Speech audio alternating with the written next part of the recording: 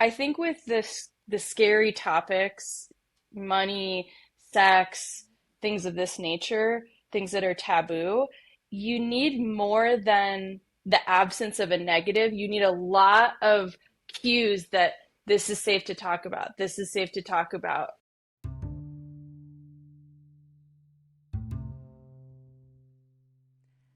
Welcome back to another episode of Like Mind, Like Body, where we explore healing from chronic pain, symptoms, and conditions using a mind body approach.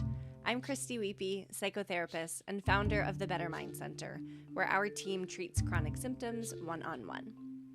In this episode, we're exploring an often overlooked dimension of healing chronic symptoms: our relationship with our own internal experience.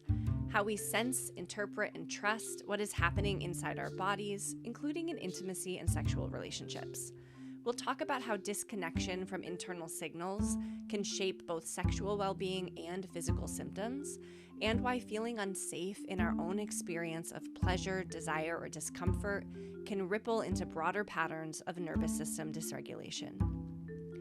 If you're navigating chronic symptoms, this conversation is about understanding the deeper relationship between your nervous system and your internal yes and no, and how reconnecting with your body in a more attuned way, including your experience of pleasure, comfort, and intimacy, can support healing and a greater sense of safety and ease. Before I introduce our guest, a reminder that this podcast is brought to you by Curable, a very different approach to healing chronic pain and symptoms. Curable is an online program and guided app that focuses on the psychology of pain, teaching you how to find permanent relief and reclaim your life. Curable helps you understand why you have pain, shows you it's possible to recover, and leads you through science-backed strategies that help you heal. If you've tried it all and the pain remains, join more than 1 million people who have used Curable to heal their symptoms and get started for free today. Let's meet our guest. Lillian Bailey is a licensed marriage and family therapist and ASEX certified sex therapist in Denver, Colorado, specializing in couples therapy, sex therapy, and neuroplastic symptoms. She works at the rare intersection of attachment, sexual well-being, and chronic pain, and believes that healing our relationship with our bodies means healing our relationship with pleasure itself. Today, she's here to talk about the lasting impact of early sex education, what real consent feels like from the inside, and why moving toward pleasure, not just away from pain, might be one of the most powerful things we can do. Lillian, I'm so glad that you're here. Welcome to the show. Thanks so much. I'm really happy to be here with you. So I camp out pretty firmly in the world of neuroplastic symptoms. I do a lot of individual work with people suffering from mind-body symptoms and conditions. I know you have a lot of touch points in the neuroplastic world as well, but your main camps have to do with sex therapy and relationship therapy. So I'd love if you can invite listeners into the overlap between our world. I think there's a lot that we share in terms of helping people find more safety in their body, but I'd really like to hear that from your point of view. Yeah, that's such a good question. I think that one of my main lenses that I use in my work is I'm thinking about each person like a constellation of relationships. So they have a relationship with partners, friends, family members. Those are the obvious ones. The ones that I see, when I do couples therapy, I've got two partners or more sitting in front of me. But I think a relationship that we don't think about as much is the relationship that somebody actually has with their body.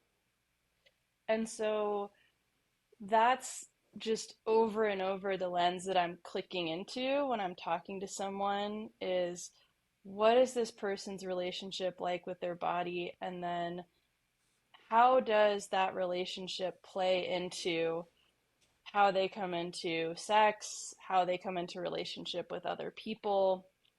Um, and in particular, something that I like to think about is how is this person learned to relate with their own body? Um, One thing I love to do, one therapeutic technique I use is sentence completion. So, like, my body is a source of fill in the blank. And I think we learn a lot from how people would fill out that blank about what their experiences have taught them about their body and how they relate to it on a day-to-day or moment-to-moment basis. Oh, I'm sure. I hope listeners are taking a second to feel their own instinctive responses. I thought of something right away when you said that. My brain was trying to fill in Yeah? the blanks. Yeah, and in the moment I thought fun, like my body is a source of fun. Ooh, love. And it felt so energizing, but there's no way I would have said that 15 years ago in the throes of chronic symptoms. Yes. Like imagining that being my answer, it would have been unimaginable at that time. Right. Yeah. It would have been fear or shame or pain or, yeah, Anger, frustration. discomfort. Yeah. Yeah. Yeah. Mm-hmm. As therapists, I think we spend a lot of time when exploring the concept of safety in one's bodies, in one's body. I think we spend a lot of time exploring early relational experiences. And I know this is really important to you in your work with clients. If anyone listening has ever done therapy themselves or is on any sort of self-recovery journey, probably won't surprise you if you're spending a good amount of time thinking through your history. Who shaped my nervous system? Who was safe? Who was less safe? How did they have some sort of a lasting impact on me? And an especially important piece of this is whether or not, and I learned this from you, Lillian, so I'm going to be asking you about this. Oh. An especially important piece of this is whether or not someone had a place or a person where their internal experiences, like their emotions, their curiosities, their anxieties, were welcomed or talkable, particularly when it relates to sex, comfort, pleasure in the body. So I'm wondering if you can share a little bit more about that. You've talked to me that you often start with clients about their early attachment histories and how this impacts their relationship to sexual health and well-being. So I'm wondering if you Yeah, can talk us through that. Why is that important? Where do you start? for sure. I mean, okay, so many things, but I'm gonna try to organize myself. Like, so as a attachment and emotion oriented therapist, I'm really informed a lot by emotionally focused therapy. Yes, one of the places we start is by doing an attachment history or inventory, which typically starts with who could you go to, or was there anybody you could go to in moments where you needed comfort? And you learn a lot in the humongous answers to that seemingly small question. And then when I started doing sex therapy, there was this translation of, okay, so did this person have a place they could go for comfort? Or, as you said, to help them make sense of, okay, what's out there in the world? Oh, maybe I saw something sexy happen in a TV show and I had a question about it, right, as a kid. Was there somebody that was safe that wouldn't, bristle and get super weird if I asked them a question about something like that? Um, and would they help me make sense of, yes, that thing that was happening on the outside, but then also what are my feelings as the person witnessing that thing on the inside? And did someone come alongside me? That's like a big touch point term or phrase for me, the coming alongside and making sense together. And then I think what's so interesting about sex and sexual education is so often, sometimes we hear directly shaming messages about sex. And that's something I definitely ask for too in a kind of sexual and attachment informed history. What messages did you directly get? But there's also so much of what did you miss out on if you didn't have that person? What experiences were you left all alone with? And what did you do with that, or how did you make meaning when you didn't have that help? Or where did you go instead for information, and what did you get from that place? Yeah. Yeah, because there's at least a couple pieces of this, right? When you ask, who could you go to? Where was there a source of comfort or a Mm-hmm. source of information, a source of wisdom? Yeah. I'll speak from my own experience. People come to mind. Like I can imagine going to one of my parents, going to Yeah. my mom, particularly if it had to do with my body. Like Mm-hmm. I personally have an answer to that. But then this second piece around what did it look like when you went? What Mm. sort of support were you getting? What was that person's, Yeah, how did that person's nervous system respond to the questions that right. you were asking? Did they feel calm in the face of your emotions? Did they feel nervous or Mm-hmm. alarmed by your questions, your curiosities about sex? So it's not, if I'm understanding you correctly, it's not just a matter of yes or no. There was someone safe or there wasn't someone safe. It was the interplay between how your internal experience was being held or brushed aside by that person.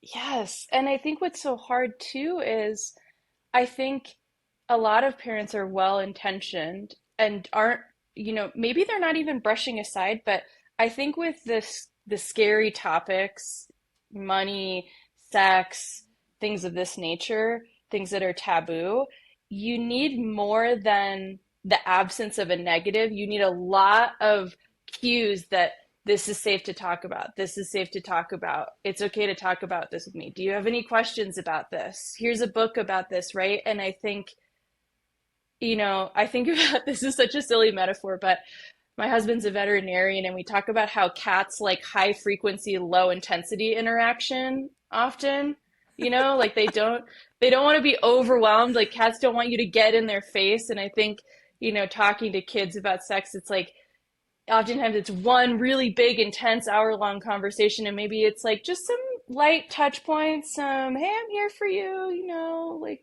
whenever you need. But it's, it can be a lot when it's all in your face at once. Yes. That's an amazing analogy. And I feel like people of our general age, correct me if I'm wrong. I mean, you're asking the question much more than I am. It was, if you got any If you got education or text, anything at all, it was yes, the talk. It was, you better get all of your questions. You better know your questions and get them all answered right now because this door is yes. open and it's closing at the end of this talk. Well, and you might be, I was a really sensitive kid, and so I remember the talk, or maybe it happened a couple times, just being so, oh my God, overwhelmed by, I needed time to get used to the temperature of the water because it just felt like so much. And so again, I was probably that cat that needed like a little pet and then a walk away and a I'll let you come to me type situation Yes, to get into definitely. it. Definitely. And then coming back to the start of our conversation about where do our Yes. worlds overlap and how is the nervous system interplaying with this idea of sex education, conversations around sex, pleasure, comfort in the body. How does that play into it? Like, is there something about these initial conversations around sex that impact how our nervous systems are feeling about sex? Yeah, it's such a good question and probably a really complex answer. So I'm just going to try one direction and we'll see if it feels good. Um, so I was thinking about, okay, so like what are questions that kids or teenagers have that come up for them? And so one thing I wanted to talk about or I was thinking about was the idea of you go through puberty and all of a sudden you have hair on your body. And then what's really interesting is you get to make a choice about what you do with the hair that grows on your body. So you could take some of it off. You could, if we're talking about pubic hair, like sometimes people have a style, right? Or a shape that they like. And it's all, it's about personal preference and what feels good to you. Um, having information about what are the options, like what can I do with my pubic hair, right? There's all these different things. But then you also think about people's early partnered experiences and there's also a natural kind of fear or perhaps insecurity that comes up.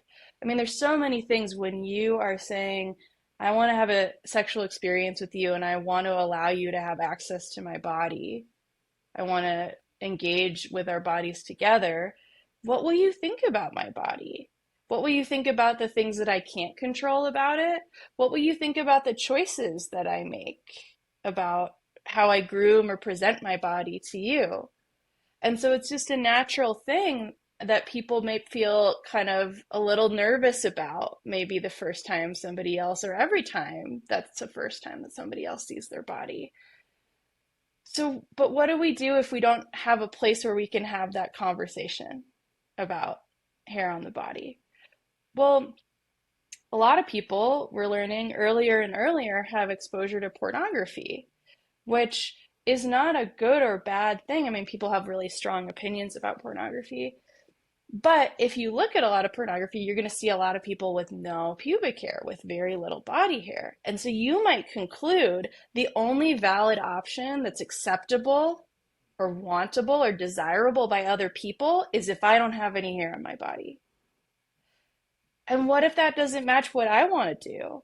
Or what if that just sends me the message that my body is a shameful thing, that the things that happen naturally in my body are shameful to other people? Well, then that's really gonna change. I mean, even if we think about what does shame make my body feel like, or what do I want to do? Well, I kind of want to hide. I kind of want to tense up and curl in, and I don't want to open up when I'm feeling shame. I want to distract, I want to deflect, I want to hide, I want to hold my breath. And then what's that going to be like? I mean, that's going to be really hard for me to ease into feeling good, and it might actually create some uncomfortable sensations too. Like you could think about the sense of a constriction or a clamp inside. Well, gosh, that's going to be really, really tricky, isn't it? Right. Right. That was a lot, Christy. I'm like, No, whoa, you're I kind of such took you you on a journey there, but I was right yeah, there with you. You're such a good yeah, educator. Your analogies are so demonstrative because they're so simple. Each time you throw something out there, I can remember the moment. Like I can remember the first time I had hair on my legs in fifth grade, feeling hmm like, oh, this is different. What do my friends do with this? And the yeah. immediate anxieties or curiosities that can pop up about our bodies at such an early age. And this is a layered conversation. I could probably have you on for 20 hours and we wouldn't even come close to touching all of the places where the nervous system is involved as it relates to sex, pleasure, comfort, and discomfort in our body. And just to orient the listeners, there's there's a lot in the mind body world that comes up around pain or symptoms and sex, whether it's pain or discomfort when sex is happening, like pelvic pain, vaginal pain, vulvodynia, pain with penetration, erectile dysfunction issues. There's also just all the anxieties and discomforts that can pop up in relation to a sexual experience, or again, just our bodies and pleasure in general. So I'm going to keep peppering you, Lillian, with some questions so that we can keep hearing ways that the nervous system shows up. And I know it must be very hard for you as someone with so much expertise to figure out where to bring our focus, because the more you talk, the more places I can hear where fear may have crept in. So I'm just going to keep layering it on you. And if I can interrupt you though, Oh, I just please. want to self-disclose something. So, as I brought up that example about hair on the body and pubic hair, as soon as I said the words pubic hair, something lit up in my brain and said, is it okay that I'm talking about pubic hair right now? And it makes me a little teary, right? Because there's also this voice that says, well, you're a sex therapist, and sex therapists are supposed to be so evolved, and we're not supposed to get nervous about this, right? But like, I grew up in this culture, right? There's something that starts to constrict inside of me that says, don't talk about this. You're not supposed to, right? And it's really tender, I think, for all of us to think about those moments where, you know, we want to talk about something, but we're just not sure that it's okay, you know? Mm. I'm so happy that you said that. I'm so grateful that you named that. I felt that. I, Yeah, in a in like a I feel that too sort of a way. totally. And even Mm. and even when you and I even buckled, Lillian, because when I it was my turn to talk after you shared that excellent example around what do we do with our pubic hair. Do you see how I changed it to my leg? That was safer for me. Well, yeah, of course. I mean, I feel that way too.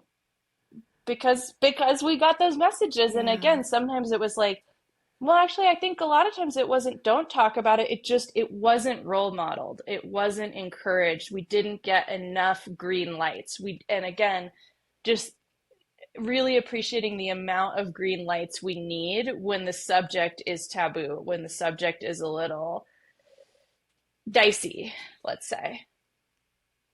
Yeah. And I can't imagine that many people got enough green lights unless I'm really missing something No, here. no. I can't imagine it. Yeah. Yeah, totally. And I've really found one of my passions is talking to people that feel shy in some way sexually, just because I think that a lot of people that I think all of us feel shyness to some degree, even if we present. I, for example, think I present like somebody who looks really confident or really likes talking about taboo subjects. And I do. It's like I have these two parts of myself, and I love parts language for that reason. I have this part of myself that's like, ooh, taboo. I love it. It's juicy. It's interesting. Yay, let's go towards that. And then I have this shy part that says, oh, I don't know. Is this okay? And they kind of both hang out inside of me. And I think we all have that to varying degrees. And I think kind of emotions like shyness. I heard that quote that was rumbling around the social media recently. Like embarrassment is an underexplored emotion. Mm. Um, just naming it is so powerful. Yeah. Embarrassment is an underexplored emotion. Mm-hmm. I'm gonna be thinking about that one on the drive home today. Yeah. Yeah. Thank you so much for pausing the conversation where you did. 'Cause, and for me too, I'll need more green lights even within this conversation. So thank you for bringing that in Yeah. and normalizing it. And it's feels very um, healing is the word I would use, even within the context of this conversation. Like the idea that we could give those to each other in the course of the conversation. The green lights. Totally. I think one thing I'm thinking about that's so tricky when we're navigating, hey, I want to show you a green light, but I also want to respect your boundaries. Like sometimes when I'm doing therapy, someone is, a lot of times people explicitly ask me, keep asking me about sex because if you don't ask me and you don't give me those green lights or you don't draw me out, I'm going to talk about my relationship with my friend, my mom, my whoever, um, because it's just It's easier safer. for Yeah. me and it's a Yeah. scary, yeah, safer. Um, and yet sometimes I find myself saying, well, I don't want to be forceful, right? And there's that kind of shadow side of, hey, I don't want to force, like I want to respect your boundaries and your consent in this conversation. And I think we're all also navigating that of not wanting to do harm or violence, right? And that can actually be a sexual insecurity for people too, of saying, well, I want to share what I want to come forward, but I also want to respect you. And that's another thing that doesn't get talked about enough is how do we communicate and leave space and have those conversations where we're balancing what you want and what I want and coming to agreements about what we can both agree we want together in whatever experience that we're having, whether it's a conversation or we're having sex. Yes. Can I ask you more about this in the context of Mm-hmm. sex education in general? Yeah, sure. So you talk about how your understanding of sex education, if we get any when we're growing up, it generally leans towards education that is cognitive and informational and less about Mm-hmm. any sort of experiential dialogue Mm-hmm. as it pertains to sex and sex education. So I want to talk more about that. Um, because as I'm hearing you talk, I think certain categories within sex are even more safe for people to talk about. And there are certain categories within sex that people feel are less safe to talk about. So, what is it about that? Like, what do you see in terms of typical sex education? What do most people actually learn about sex growing up? And what's missing? Yeah, yeah. Well, I think a lot of times what we're hearing, it's not only just cognitive, I agree, it's not experiential. Well, if we start just with the building blocks, so I think there are two versions.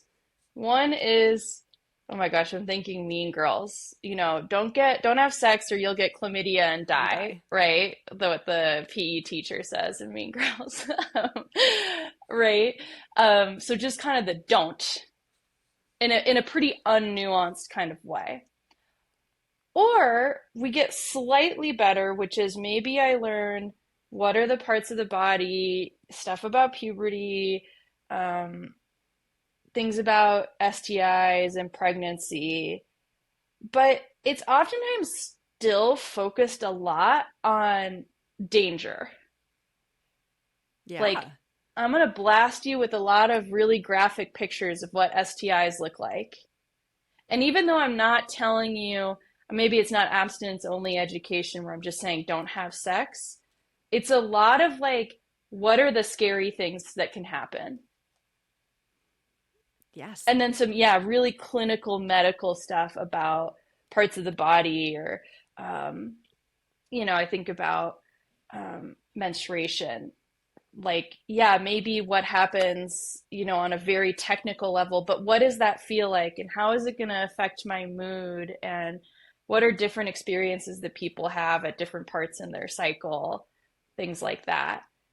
Um, so I think it really has a profound impact when we're getting all these no's, maybe red lights, we could call them, or danger signs about sex. And that's kind of the whole picture. And again, there are various sort of iterations of that, but actually it's all sort of the same coding emotionally to the brain, which is this is scary, this is dangerous, no. Yeah. Yeah. Yes. I can remember, I haven't thought about this in consciously in so long. But as you recall, like the photos of the STIs and the very clinical, broken down images of menstruation, I can see them in my mind from fifth grade. And there was nothing that came after that. It Which really means was means you actually got good at sex ed, Christy. That means you're better than a lot of better than a people who lot. got not even that. But Wow. also there's something you're feeling right now about, well, maybe that also didn't feel excellent to my nervous system. No. And it was such a big deal. It was like the day of sex ed, and the boys and the girls were separate. And we had went off and we Yeah. learned our own things, and we came back and we never talked about it again. And I mean, it's missing a lot. And I love that you continue to bring up how it codes in our nervous system as danger alarm. It's this is scary. This is a smidgen close to off topic, meaning we're talking about it for 2 seconds, then we're wrapping it back up. Like how that stores in our Mm-hmm. system as something that you should avoid as much as possible. And then I see such a parallel to people who are struggling with chronic symptoms, whether that struggle is in direct relationship to sex or not. So many chronic symptom sufferers get stuck on this idea of how to heal correctly, like what's the right meditation, the right Mm. number of minutes, the right breathing pattern, 4 seconds in and 10 seconds out, exactly, the right journaling structure. There's so much precision and effort. And I think what people lose in that structure and precision is an internal experience, like the opportunity to pause and say, how is this meditation feeling for you? Do I like that breathing pattern? Is it calming my body? Or did it calm the body of the person who recommended it to me? And I feel that there's some semblance of an overlap here where we're missing this opportunity to use information, to use guides, to use structure with enough flexibility to ask the question, how is that for me? What's my experience of the journaling prompt? What's my experience of my menstrual cycle? Does that make sense that the internal experience is Absolutely. missing? Yes, but it's from the inside out. I love this because I've been personally playing catch up in this area in a very specific way. I have this dear friend and colleague. She's one of the ones we send each other probably 10 or 20 minutes of voice notes a day. And I proposed, I think just something to do like a hangout to her. And she said, "You know what? I just don't feel the pull. I don't feel a tug towards that." And I told her, whoa, that was such a game changer for me because sometimes it can be easy to say, oh, I'm really drawn towards that. I think about, yeah, so an activity. I really feel drawn towards playing ultimate frisbee, or I really feel like repelled against that. My husband really wants to try, or he does scuba diving, and I'm like, oh, that's a pretty strong, scary for me. No. But what about the things that we just feel kind of meh about? And but that was just so good, kind of across the whole spectrum, to think about that idea of being pulled or tugged towards something. Because I think we all know what that feels like. Well, oh, I'm going to amend that. I think we can access that with help, with awareness of our insides, but a lot of us don't get taught that. And so that's why it was so humongous for my friend to say that, because I thought, oh my God, I'm going to think about that now more consciously. Does this, whatever option, a piece of cake, an activity, a sexual thing, do I feel that pull towards it or no? I love that because it's so simple and you can really use it and it's low stakes. Like, do I have a little bit of a tug, a little bit of a pull?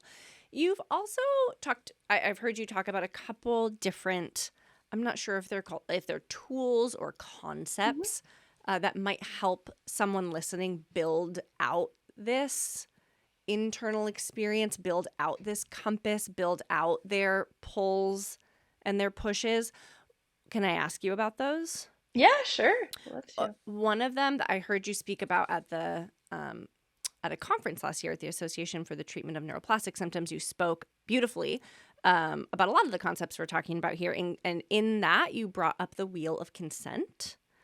I'm hoping you Mm-hmm. can share a little bit more about what the wheel of consent is to help make that more concrete for listeners, because I think that might be a great starting place for someone listening and feeling like, where would I begin to know my Yeah. pulls and my pushes? What's the wheel of consent? So it's a framework created by Betty Martin to understand how we communicate, how we negotiate, how we come to agreement about about consent and about our yeses and our nos, when it comes to particularly interactions involving touch or sexual interactions. One thing that I think is really fascinating about the framework is, if we kind of just boil it down, when we're engaging in touch, if I'm touching you, if you're touching me, one question we can ask ourselves is not just who's doing the touching and who's receiving the touch, but who is that touch for? If I'm touching you, is it for my benefit or my pleasure because I enjoy touching you in this way? Is it for your benefit because you enjoy receiving the touch? It's kind of like an extra layer that I think we were often not taught to think about. And so it's a really profound question to start asking yourself. I mean, in touch interactions, who is this touch for? But who is this for in general? And then that's kind of the prompt when we're asking who is this for? Well, if it's for you and you're asking me, how does my nervous system, how do my insides feel in response to this ask? Do I feel like I want to lean in? Do I feel like that yes of that pull towards you or towards this thing you're proposing? Because maybe ultimately I want it too. Maybe it's for both of us. Or maybe I feel really happy in my heart to give this gift to you. And that's one of the questions we ask in the wheel of consent. Like, can I give this gift to you from a place of openness, and do I feel really good about giving the gift, even if it's for you? I'm going to pause there because I feel like it's really complicated stuff. How is that? Does that make sense?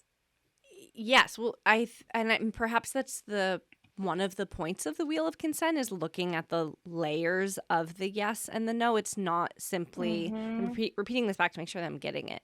It's not Yes. just, can I do this to you? Yes or How no. would you feel about it? Yeah. Or do we need to amend it or edit a little bit? and on both sides, right? Right. Right. Is the wheel of consent something you can, is there an infographic that goes along with this? Is it a Yeah. concept? Is it something you can, are there steps to it? Yeah. I mean, Betty Martin, well, and her team, they teach workshops for professionals and for everyone. And but there's also this really great, I mean, it is literally a visual wheel allowing us to look at in any touch interaction, or we could say like a request interaction, a consent interaction, that the four quadrants are giving, taking, allowing, and receiving. Giving, taking, allowing, and receiving.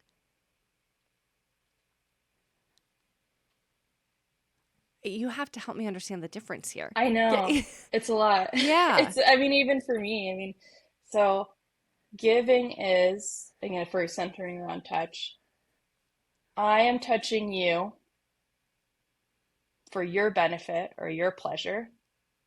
Taking is, I am touching you for my benefit, for my pleasure, primarily, right? Again, there's like this knowledge of oftentimes it's both people are finding pleasure, or it's the pleasure of the gift, the pleasure of knowing it pleases the other, Mm, which is so interesting because for so many people that is a huge turn on, right? Is knowing that something is pleasing right. somebody else. So it's all a lot more messy than this neatly defined four quadrants makes it seem. But giving, taking, allowing, right? I'm allowing you access to touch my body for your pleasure primarily, or for your benefit. And then receiving, I'm asking you to touch my body for my benefit or my pleasure. Um, yeah, This yeah, is it's really and nice. I that helped a lot. I'm also glad to know there is a visual, that this is something that people can probably Yes, access with a simple Google search to try to see yes. it. Is this something that couples or partners or people speak about in advance of a sexual encounter? Like, is this best explored preemptively in a non-sexual space? Is this something that happens in the moment? Can this be used flexibly? Yeah. I think that so along with the Wheel of Consent, um, Betty Martin created the 3 minute game, which is where you set a timer for 3 minutes. Um, well, the 3 minute timer is when you're actually engaging in the touch, but the real juiciness is in the conversation about what's going to happen in that 3 minutes. Um, and so you talk before the touch begins about, for example, if it's, you know, how would you like me to touch you? And then the person responds, this is how I'd like you to touch me. How would that be for you? And then they respond, maybe it's like a yes, I love that. I'm down to touch you in that way. Or maybe it's like, well, what if we did it a little bit different? Or it's also valid to say, that doesn't work for me. I can't do that. No. And but yeah, then you have folks set a 3 minute timer and then engage in whatever was agreed upon. And so that's like a homework I often give people. So it's sort of like yeah, you talk about it, you use the wheel of consent and those questions to inform the 3 minute game. I oftentimes also tell people to start with something non-sexual because that can feel easier, like touch. That's yeah, not. We don't tell people go right for the genitals with this one. We might start with like a back stretch or something like that. Um, but also, that leads into like another tool that's really big that is in a blog entry on my website, which is this idea of a yes, no, maybe list, which is this connects to so many things. It's basically a menu of a lot of different sexual activities that people can do. And then that can be a really great thing to do, not close to a sexual activity, but just kind of as a separate activity, a conversation based activity with a partner, to fill out the list and say, these are my yeses, my nos, my maybes, about all these different activities, and to have a conversation about that. And that might inform part of what you get into the next time you're intimate, because it's really cool to see in couples therapy and sex therapy how much people can keep discovering about their partners over time, even when they've known each other for a very long time. And in part because what we like changes over time as well. Right, right. And I would imagine there could be some barriers to accessing your yes or your maybe. Like, some people might look at the menu of options and feel such a nervous system alarm. Like, whoa, I have never considered that. Or I didn't know that was okay to think about. Or that's not something I ever felt safe exploring. And I, I'm, I want you to check me on this. Like, their body or their nervous system might have a prickly reaction that feels like a no. But Yeah. I'm curious if it's more of a danger alarm mechanism that could potentially, if they wanted to, of course, be shifted. Like, maybe there's room for your yeses or your maybes to grow as you get more used to exploring those things with yourself or with a partner. Yeah. Yeah, absolutely. I mean, I think that's such a good point. I think on the one hand, so many people have learned that it's not okay to say no, and so we really want to validate that. And I like to be curious, but not as a bulldozer. Like there's no agenda, obviously, as a therapist to say, I really think you should do this thing because it's not up to me. I mean, even this perhaps is a little bit of a digression, but even sexuality in general is not compulsory. Like there are people who are asexual and there's nothing wrong with them. That is a perfectly healthy way to be, right? Sexuality is not a compulsory thing. I mean, yeah, I think just being curious about the no and where does it come from helps people know, is this something I want to be open to, right? Or work on being open to. Because maybe the no comes from a place of, well, I was just shamed about this, or this was shamed in general. And so, um, I think that I shouldn't like this, but actually there is a part of me that feels drawn towards it. And that's where I think it's so important. I mean, I think I want to keep working on iterating yes, no, maybe, because even as I think about the idea of parts language, like, is there a part of you that says yes to it and a part of you that says no to it? And let's just have a conversation with those different parts of you and figure out where you end up Right. on that journey. Yes, that all feels so important because when you introduce the concept of a yes, no, maybe list, my brain went to what if people are afraid to say yes, but a piece of them wants to? And then you Mm-hmm. really quickly and appropriately offered the course correction of, well, a lot of people are afraid to say no. And that is so important for people to They're recognize. I both mean, beyond, important. yeah, absolutely. And there's such a interesting interplay here between what we're talking about, exploring your yeses, your nos, your maybes, with the personality traits that we often see discussed in the Yes, world of neuroplastic symptoms and mind body symptoms. We talk, totally. right? Like, we talk a lot about people suffering from chronic symptoms who trend towards people pleasing and having a hard time setting boundaries.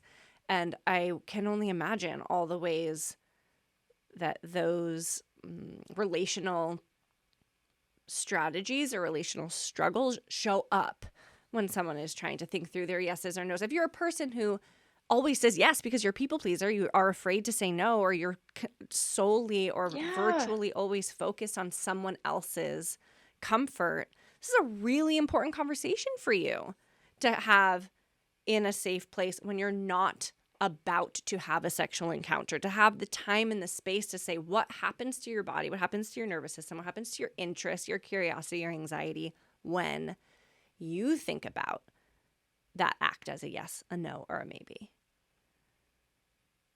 totally.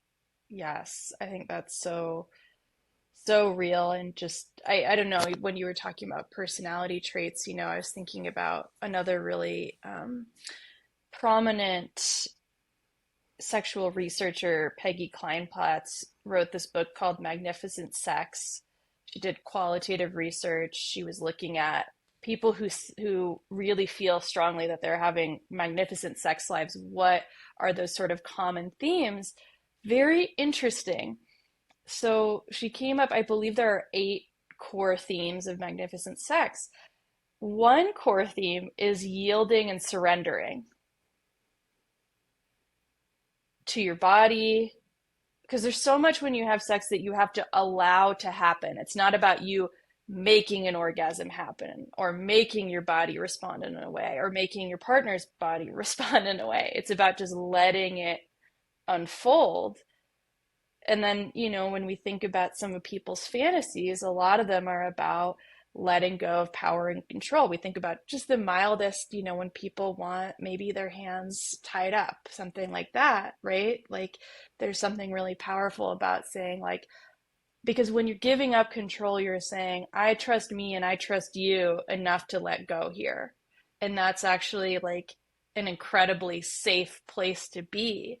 Even as it's funny because on the surface you would say, oh, that maybe that pings against your nervous system is scary, right? My hands are tied up, right? But there's so many erotic minds and hearts that move towards the giving up of power and control. And you don't have to be the kinkiest person in the world, right? A lot of people just experiment very mildly with this too. Both are fine.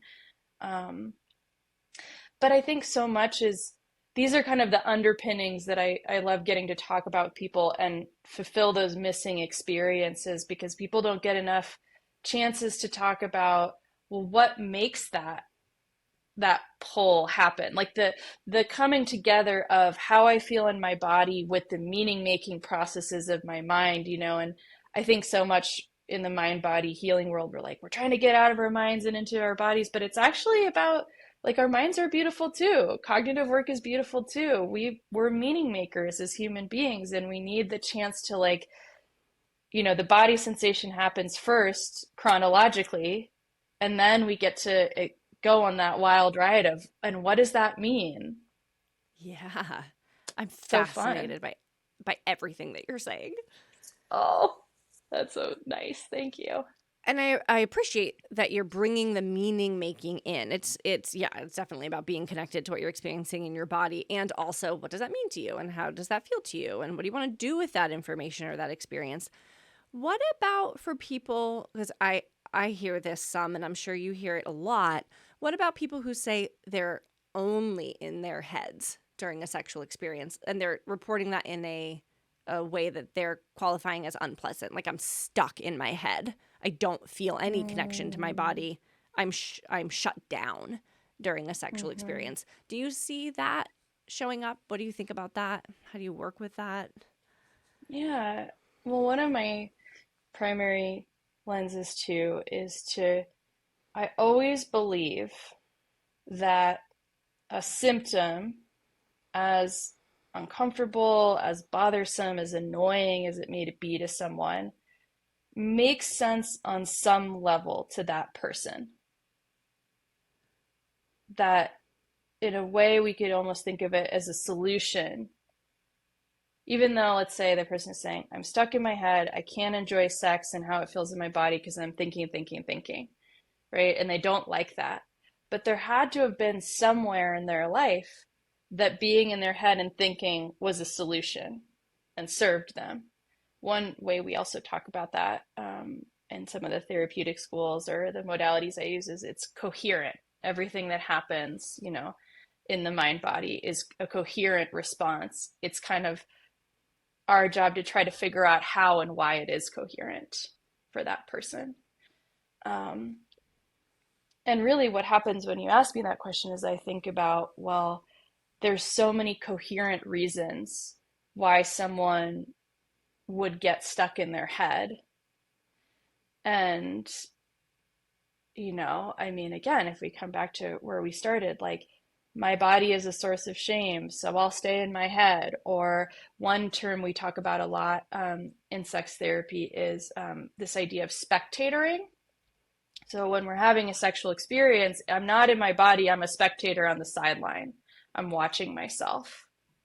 Um, that can get triggered by so many things. Again, shame about my body, body image issues, right? If we're coming back to the wheel of consent, if I know on a deep level that sex isn't for my pleasure, it's for the other person's, then why would I be inside of my body? I would be spectatoring. I'd be watching them and really tuned into the other person. I think there's a lot of gender stuff that can go on with that for sure. Um, yeah, and so really, I mean, it's difficult to say because again, there are just so many reasons of like my mind gets overwhelmed, but Right. my job is to come alongside people, again, provide that missing experience of making sense and just first make sense of why does this block to being in my body exist? And then is there a way to come into a different knowing about this moment, about sexual interactions, about my body, about relationships? And the beautiful thing is so many times people actually have already the experiences, right? Maybe a partner who just thinks their body is the best thing ever, or a girlfriend. I think about actually a lot of my body confidence. I mean, it goes up and down like for anybody, but I get so much affirmation from, I'm thinking about a friend of mine who I weightlift with, and there's so much affirmation about being strong, right?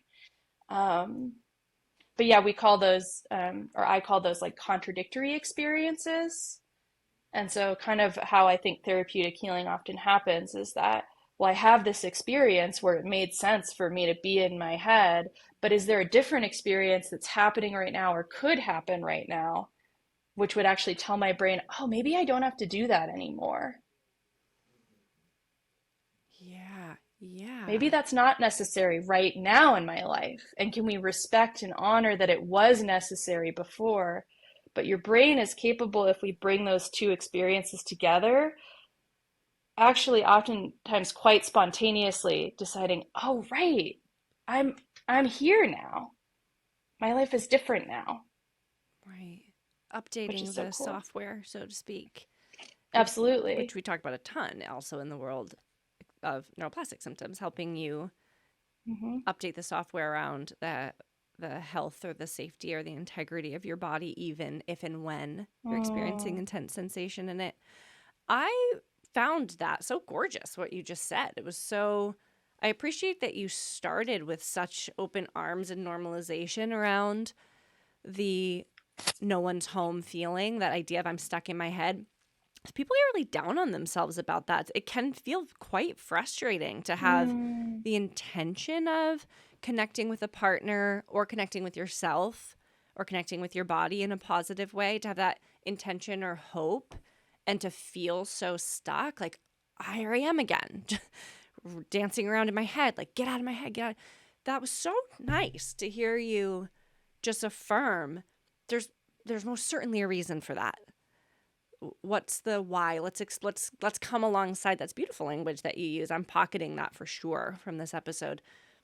That was gorgeous. I loved that. thank you so much. I'm working on accepting compliments, so thank you. That's really that's really lovely. Before we wrap for today, I want to bring in one of my favorite reframes that you offer, of which there are many, so it's hard to choose. So much of chronic symptom recovery is about reappraising signals in your body as safe, safer, more tolerable.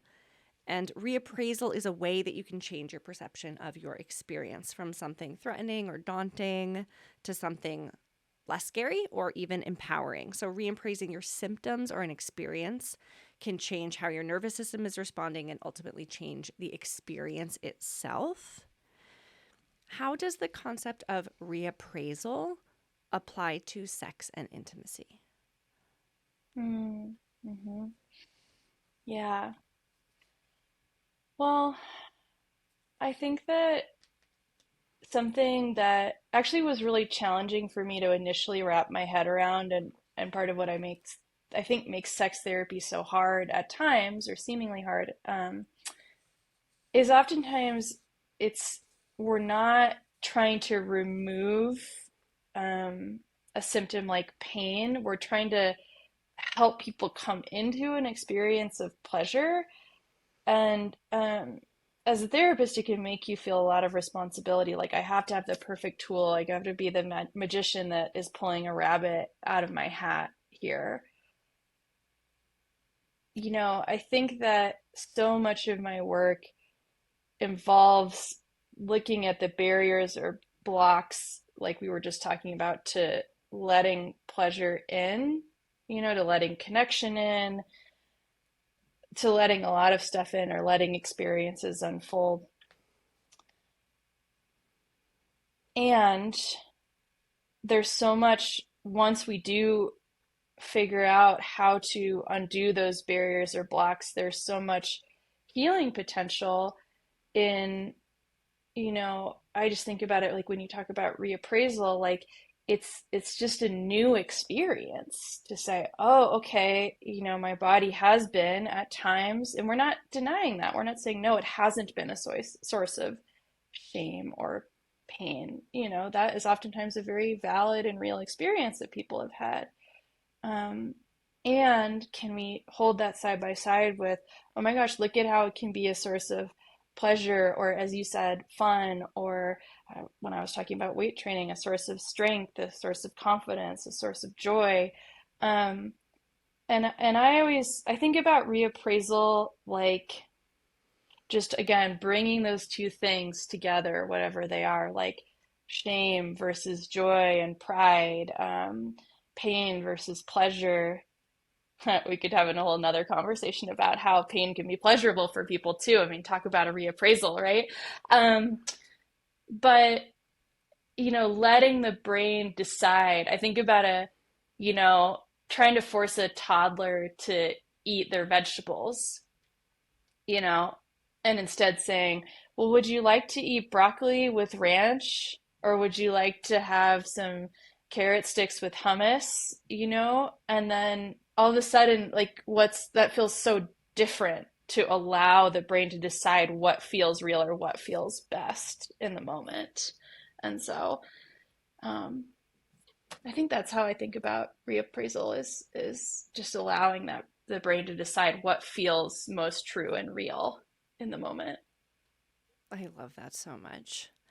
There's something in this whole conversation about not just reducing threat. I'm hearing you really land this point at the end. It's not just about reducing threat, it's expanding your capacity for safety and aliveness and choice in the body in a way that can feel expansive. So it's not just fixing something that's damaged, it's moving towards your options, moving towards your yes, moving towards your curiosities in a way that can feel so exciting and new and scary, but new and exciting. Totally, totally. And yeah, a lot of things are both, like that, these things that don't feel like they can mix. Again, pain and pleasure. I mean, I always thought about that. I'm having this memory of ziplining and feeling so excited and scared at the same time, and just kind of appreciating the swirl that can happen, in a lot of these things that we code as, well, this is negative and this is positive, and it's kind of just, I don't know. There's a lot of things that maybe we don't need to judge that are just a really fun mashup or mix. Absolutely. I mean, it's messy, as most of healing and growth Totally. is. This was awesome. I'm so grateful that you came on and let us play around with that overlap between our spaces. I certainly learned a ton about your expertise and how you are as a therapist. I love when I can, this is just a personal note, honestly, I love when I can get a sense for someone's therapeutic style by how they're showing up here. And I feel like I really got to sense your presence as a therapist. So grounding. I feel so calm. Like you're clearly just a fantastic therapist. And I have a special admiration for people who are just excellent educators. You're an excellent educator. I could Oh, learn. I know that's we so only kind. really scratched the surface.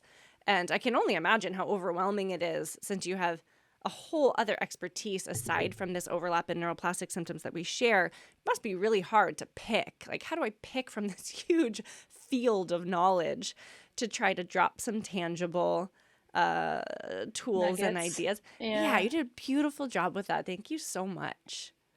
Oh, that's so kind because, I still have those voices that say, well, think about all those books on your bookshelf that you feel like you should have read all the way through, that you've only paged through or looked at a few bits, or there's always so much more, and it's easy to feel the not enough voices, but I felt that too as we were talking. I mean, there's so much me search and so much software that I'm updating as well, and a lot of, trying to be as gentle to myself as I am to other people, which, as we all know, is a pretty tall order. And so, it's just really nice to share, and I'm trying to listen to myself as we talk as well, and hopefully some of it sinks in too. Thank you so much, Lillian. It was so nice having you here. You're so welcome.